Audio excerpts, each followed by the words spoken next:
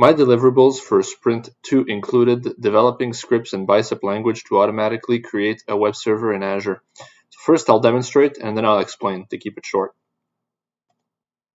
I have two scripts. One creates the resource group, which is the parent resource of the web server. So the web server depends on the resource group. First, we deploy the resource group, and then we deploy the web server. First, let's deploy a resource group. So I'll define a unique name for the resource group. Let it be 52s. Save and run. Copy this, and then we'll run it. I'm already logged in the Azure CLI. Copy and run. You can see it's running. Deployment successful.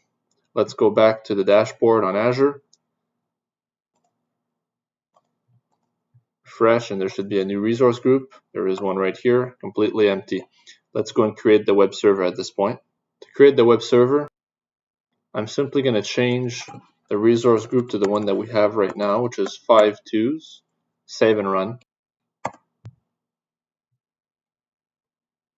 So now I'm deploying it. Okay, deployment successful. Let's go see Azure. Okay, if I refresh, I have all my resources. So I have, this is the network security group, so the firewall rules essentially. This is the virtual network. This is the VM, which runs Windows Server 2016. And then we have a network interface card, the disk, and a public IP. At this point, it's designed to host the DynoSmile website, but the script could be changed to create any other resources as needed, for example, a database. It's worth noting that the very first step in creating anything on Azure is to first create a resource group, which is the overarching container, and then create the web server, which is exactly what I did. Since creating the resource group and creating all the resources needed for the web server involve two separate deployment scopes, one being at the subscription level and the other being at the resource group level, and that the web server is dependent on the prior existence of the resource group, which needs time to create, it only makes sense to deploy the scripts separately, as I've demonstrated.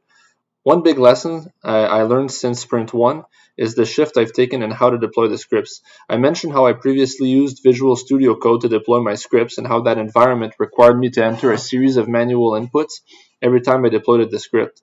I eventually stopped searching for a workaround to this problem, and I opted to start deploying Bicep scripts using Azure CLI, which I downloaded on the local host. You can see how intuitive that was. I just had to input two commands and everything was created. That's it for my demonstration. Thank you for listening.